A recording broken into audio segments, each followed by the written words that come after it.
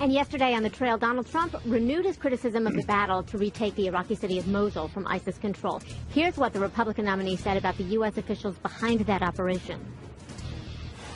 One of the reasons we're going to Mosul is we want to get the ISIS leaders. We think they're staying in Mosul, and we want to get them. Well, before the announcement is over, they've gone. Whatever happened to the element of surprise? The element of surprise. What a group of losers we have.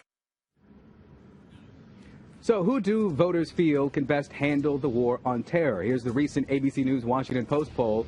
Tracking poll here gives Hillary Clinton a 4-point edge over Donald Trump, 49 to 45.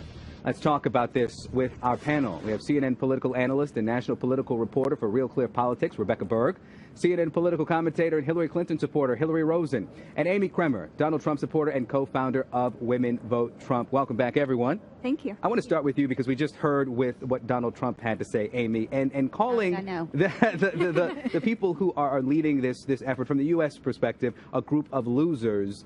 Is that, from your perspective, the right way to pitch yourself as the next commander-in-chief? Well, Donald Trump sometimes says things that we would say in another way. Some of us would say in another way. But his point is that who goes out there and gives their strategy before they go in and do it? What does happen to the element of surprise? You know, we could handle this a different way. And I think that's his whole point. And that's why he's calling them losers, because who does that? Who does that? Exactly. Who does that? This makes me crazy. Go ahead, Hillary. Donald Trump talking about these men and women fighting in Mosul, fighting in Iraq. Talking about he them. is. He's talking about the he's talking about the leaders. No. Well, you're right. He's talking about the generals. He's talking about the strategists, and he's talking about the people implementing the plan. Losers. And you know what? You're moving thousands and thousands of troops. You are getting civilians out of harm's way. Of course, people are going to be notified. Talking about people let me in the finish. States. This is a giant operation. So the idea that you could somehow do this in secret is just ignorant. I mean, he consistently conveys ignorance around these issues. And he consistently says, I don't have to have a plan. I don't have to have any other ideas because I'm going to have a secret plan. And he has no plan. He doesn't even have anybody to listen to because he doesn't listen around these issues. Then why does he have the endorsement of all these high-profile military He has a people? few, but not nearly as many as Hillary Clinton, as we both know. But the problem is that the consistent degradation of the American military by somebody who is running to be commander-in-chief. He's not talking about the military. He's talking about the administration. You don't think those people over there going through this operation and on TV, and we heard the generals, we heard the strategists say, push back and say, well, he doesn't know what he's talking about if he thinks that this is what we should be doing. And beyond that criticism, you have to look at, okay, if this is a man who ends up in the White House, how does he now relate to all of these people? Because that's going to be a big part of what he does, and that is a big part of what the American people care about when they talk about national security. Absolutely, and Donald Trump has said in the past that he would have better generals than they currently have. You don't, as president, come in and put your own generals in charge. The generals are kind of static, and of course these are career military professionals. They're not political appointees. And so, Hillary, you're absolutely right. Donald Trump has not gone into detail about what he would do to address some of these problems, to actually take on ISIS.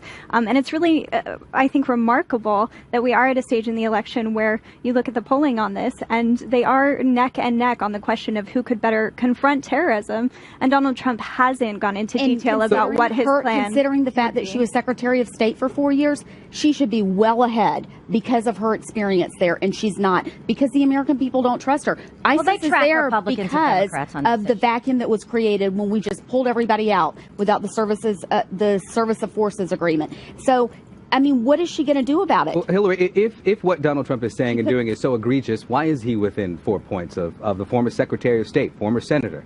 Well, look, all of these numbers, you know, on virtually every issue are very much tracking now Republicans and Democrats across the country. So I don't think it's unusual at all. I think we've always thought in terms of the bigger picture, this is a few-point race. On these issues, not that big a difference, although Hillary Clinton has consistently, you know, pulled ahead of the race, as we just saw on CNN poll. But, you know, here, if you have somebody who shows such a willingness to name call, such a willingness to go out there and denigrate the very folks who are putting their careers on the line. I don't see how you then come in and lead. It's impossible to imagine. Well, but when you look at, to the question, Victor, you just asked, it's obviously resonating with some people who think it shouldn't be happening. We shouldn't be there. The JV team stance from President Obama early on does not help Hillary Clinton in some regard, because it makes it look as though they didn't know that this was coming. And when Donald Trump talks about it and what he wants to do and take it on fully, is that why? I mean, is it really the Obama administration and Hillary Clinton what they haven't done? Or is it his different tactic and what he claims he will do? Well, I think you raised a very interesting point here, because he doesn't have any sort of history or record that we can point to on this, as Hillary Clinton does, having been Secretary of State, having worked with the Obama administration. Obviously, there is an 8-year record of what President Obama has done on foreign policy and national security. Donald Trump has never been in this sphere. He has sort of misrepresented even some of the things he has said in the past about foreign policy and national security, such as when it comes to his past support for the Iraq War prior to the invasion.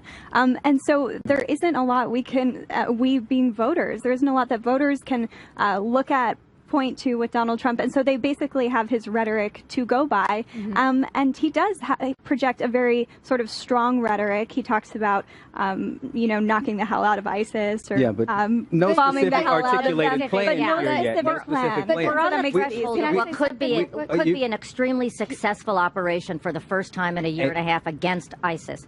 You don't have Republicans on Capitol Hill criticizing this. You only have Donald Trump out of political expedient. And we've got criticizing. We've got to take our viewers there now. And Rebecca, Amy, Hillary, thank you.